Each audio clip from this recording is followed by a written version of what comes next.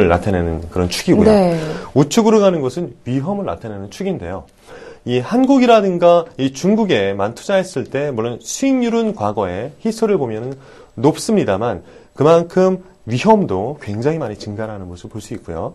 또 한국 시장에만 투자하는 것 역시 굉장히 수익률은 굉장히 떨어집니다만 반면에 기대 수익률이 굉장히 위험도가 굉장히 증가하는 모습을 볼 수 있거든요.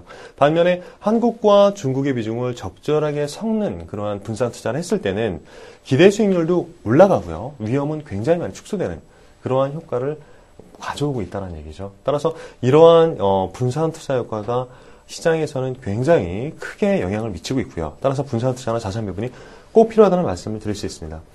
참고로 2010년까지는 이 선진 시장의 회복 속도가 이머징 시장 대비해서 느릴 걸로 예상을 많이 하고 있습니다. 따라서 선진국 플러스 이머징 시장의 형태의 그런 분산 투자 효과를 노리기보다는 당분간은 이머징 시장 중에서 양호한 국가들의 분산 투자하는 그러한 전략이 보다 필요할 것 같다는 생각이 들고요. 네. 또 다음 페이지에서 보시면 나와 있듯이 우리가 많이 투자하고 있는 브릭스라는 국가에 투자하는 펀드가 굉장히 분산 투자를 잘하는 그런 펀드입니다. 따라서 이 브릭스 국가와 한국을 적절하게 섞어서 투자하는 거 이러한 방법이 앞서 중국과 한국을 섞는 것처럼 굉장히 기대 수익률을 올리는 반면에 위험은 많이 축소시키는 그러한 굉장히 훌륭한 투자 전략이라는 얘기죠. 따라서 이러한 형태의 분산 투자가 굉장히 필요하다는 생각이 들고요. 또 많이 투자하고 계신 섹터에 투자하고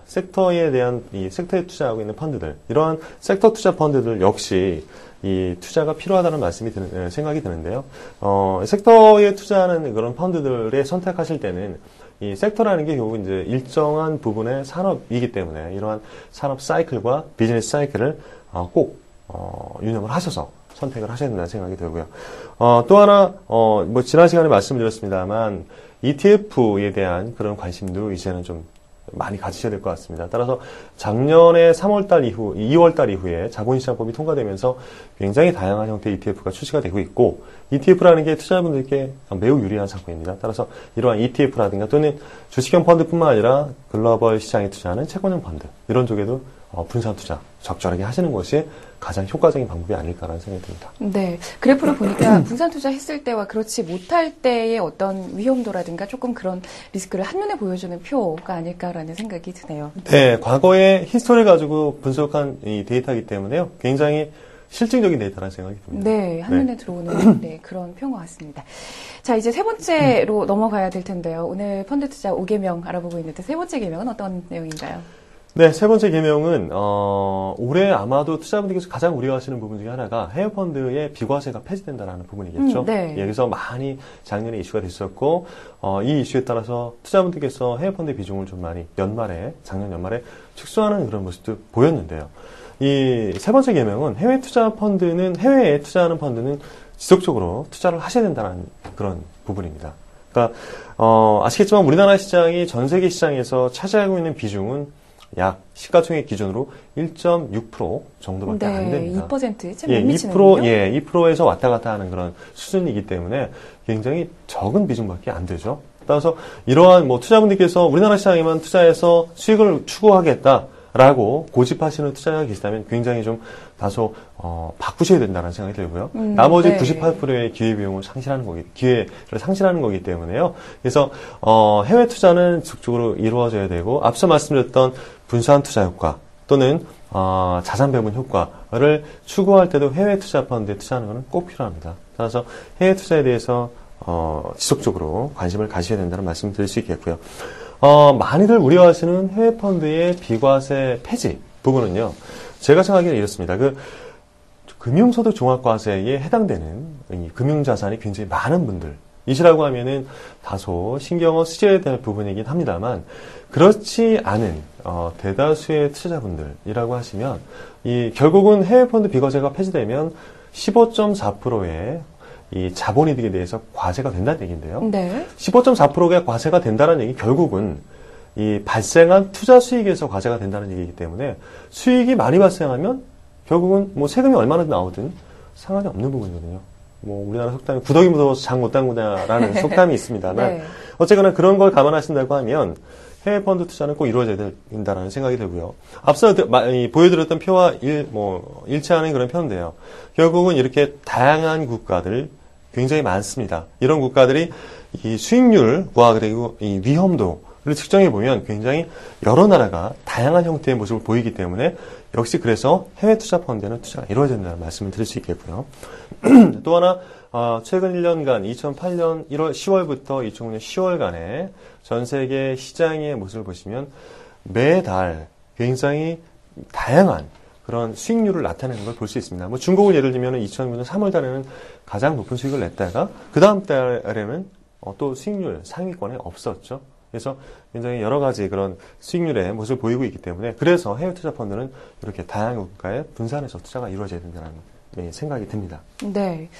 그 해외 펀드 비과세 말씀을 해주셨는데 사실 그것 때문에 이제 역외 펀드 쪽에도 관심이 좀 많이 가는 것 같은데 그 내용도 좀 같이 소개를 해주시면 좋을 것 같습니다. 네, 맞습니다. 2007년 6월부터 해외 펀드 비과세가 시작이 됐고요. 그 시작이 된 이후로 이 역외 펀드, 즉 역외 펀드라는 것은 쉽게 말씀드리면 해외에서 수입된 펀드입니다. 그러니까 네.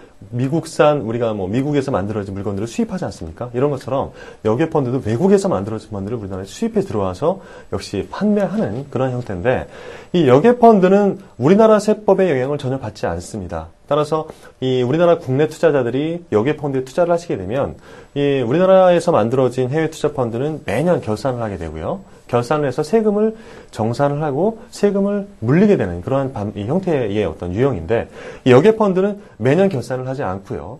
우리나라 세법의 영향을 받지 않기 때문에 우리나라 어떤 이 세법에 따라서 세금을 내는 그런 것도 아닙니다. 네. 예, 따라서 이 기존의 역외 펀드가 해외 펀드 비과세, 우리나라에서 만들어진 해외 펀드에 대해서 비과세가 시행되면서 역외 펀드는 과세가 예전처럼 돼 왔었고요. 따라서 이 세금 때문에 그동안 외면을 받아왔었는데 앞으로는 역외 펀드와 또는 국내에서 만들어진 해외 펀드 모두 세금이 똑같이 부여가 되기 때문에 이제는 다시 역외 펀드로 관심이 많이 쏠릴 것 같다는 생각이 들고요. 특히나 금융소득 종합과세에 해당되는 고객들도 역외 펀드는 투자할 만하다는 생각이 듭니다. 우리나라 세법에 따라서 세금을 징고하지 않기 때문에 세금의 어떤 대한 이슈도 국내에서 만들어진 해외 펀드보다 좀 더 자유롭다라고 말씀드릴 수 있겠죠. 따라서 역외 펀드에 대한 관심도 앞으로는 좀 증가하지 않겠느냐라는 생각이 듭니다.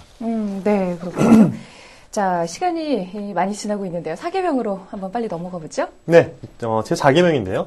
4개명은 올해 유독 앞서 해외 펀드와 관련된 말씀을 드렸는데 이 펀드와 관련된 세제, 특히나 세제 부분인데요. 세제 또는 펀드와 관련된 제도 변경 사항이 굉장히 많습니다. 따라서 이 현명한 투자자라고 하시면 올해 이 바뀌는 세제, 여러 가지 세제라든가 또는 펀드 관련된 제도에 빨리 익숙해지셔야 된다는 얘기죠.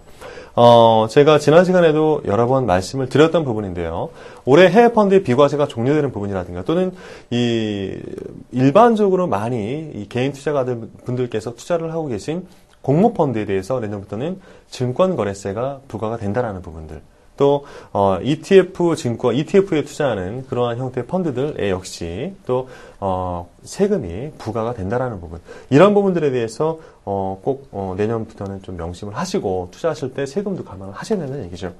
물론 이러한 세금 감안, 이러한 세금이 붙는 것들이 펀드에 어느 정도 영향을 미치냐라고 분석을 해보면 이렇게 크게 영향을 미치지는 않습니다만, 하지만 현명한 투자자분들이시라고 하면 이러한 작은 부분까지도 신경을 쓰시는 게 결국은 내가 가지고 있는 펀드의 수익률을 끌어올리는데 좋은 영향을 미치기 때문에 이러한 제도적인 변화에 대해서 빨리 적응을 하셔야 된다는 생각이 들고요. 특히나 올해까지 이 지원이 됐었던 장기 주식형 펀드 또는 장기 회사채형 펀드나 이런 것들에 대한 세제 지원이 종료가 됐다는 부분.